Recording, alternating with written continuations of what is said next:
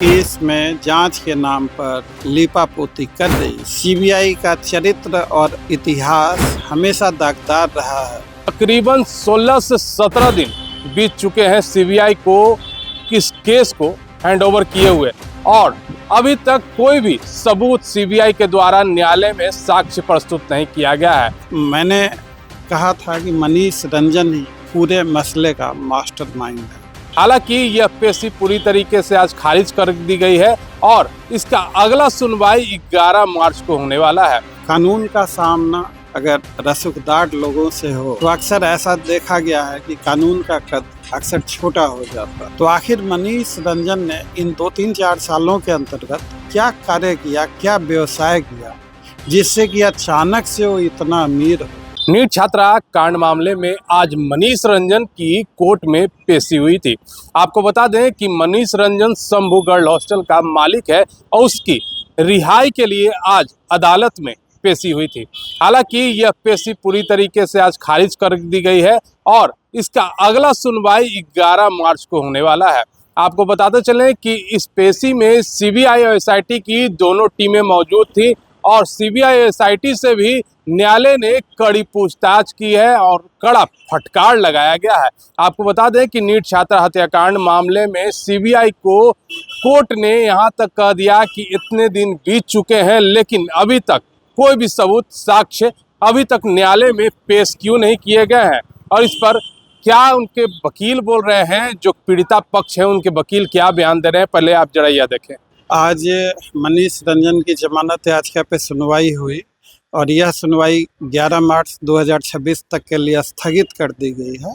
11 मार्च को जमानत याचिका पे पुनः सुनवाई होगी।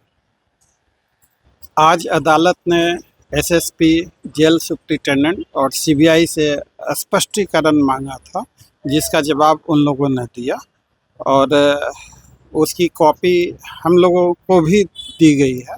हम लोग भी उसका जवाब देंगे और 11 तारीख को अपना पक्ष फिर से अदालत के समक्ष रखेंगे। फिलहाल के लिए सुनवाई स्थगित कर दी गई है। इस बात का बेहतर जवाब तो सीबीआई वाले ही दे पाएंगे कि उन्होंने बगैर किसी ठोस वजह के पॉक्सो की धाराएं क्यों हटाई।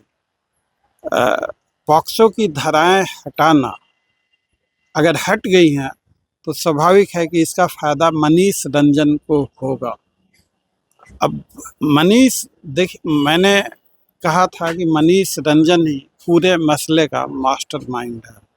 मनीष रंजन जेल में बैठा हुआ और सीबीआई से पॉक्सो एक्ट की धाराओं को हटवा देता है। मनीष रंजन आज से 2-3-4 साल पहले तक वो ड्राइवरी करता था मात्र 15,000 रुपये के लिए, जैसा कि हमें पता चला। तो आखिर मनीष रंजन ने इन 2-3-4 सालों के अंतर्गत क्या कार्य किया, क्या व्यवसाय किया जिससे कि अचानक से वो इतना अमीर हो गया। तो सीबीआई को इन सारे पहलुओं की जांच करनी चाहिए। सीबीआई ने पॉक्सो की धाराएं हटा दी और अदालत में जाके कहते हैं कि अगर मनीष रंजन की जमानत हो जाती है तो उन्हें कोई एतराज नहीं। तो सीबीआई अगर कानून के रक्षक ही कानून के भक्षक हो जाए तो यह काफ़ी दुखद है, काफ़ी शर्मनाक है और ऐसी स्थिति में इंसाफ का मिलना लगभग नामुमकिन हो जाता है। क्या लग रहा है? देखिए, कानून का सामना अगर रसूखदार लोगों से हो तो अक्सर ऐसा देखा गया है कि कानून का कद अक्सर छोटा हो जाता है। हमारी कोशिशें जारी हैं, हम लोग प्रयास कर रहे हैं कि कानून का कद किसी भी हालत में छोटा ना होने दें। सत्य परेशान हो सकता है, सत्य पराजित नहीं हो सकता है। हमारा देश सत्यमेव जयते पे ही टिका हुआ है। अदालत पे भरोसा रखिए, मुझे उम्मीद है इंसाफ अवश्य होगा। इस केस में कुछ सबूत पेश किया है कि नहीं? सीबीआई जो है इस केस में जांच के नाम पर लीपापोती कर रही है। सीबीआई का चरित्र और इतिहास हमेशा दागदार रहा है। आप पुराने मुकदमों की बात कीजिए, आयुषी तलवार देख लीजिए, माँ बाप को ही बंद कर दिया आयुषी तलवार के कत्ल के जुर्म में वो 5-6 साल जेल में रहे, जमानत से छूटे, आज तक सीबीआई नहीं पता लगा पाई। बेबी हत्याकांड देख लीजिए, शिल्पी गौतम हत्याकांड देख लीजिए, आप मुजफ्फरपुर शेल्टर होम देख लीजिए, आप यह जो नरोना हत्याकांड देख लीजिए। तो सीबीआई का चरित्र हमेशा से ही दागदार रहा है। अगर कोई केस सीबीआई की तरफ ट्रांसफ़र हो जाए तो लोग भयभीत हो जाते कि भैया इंसाफ जो मिलना था अब तो वो नहीं मिलेगा। तो सीबीआई देश की सर्वोच्च संस्था होने के बावजूद भी सही तरीके से स्वतंत्र और निष्पक्ष जांच नहीं कर पाती है।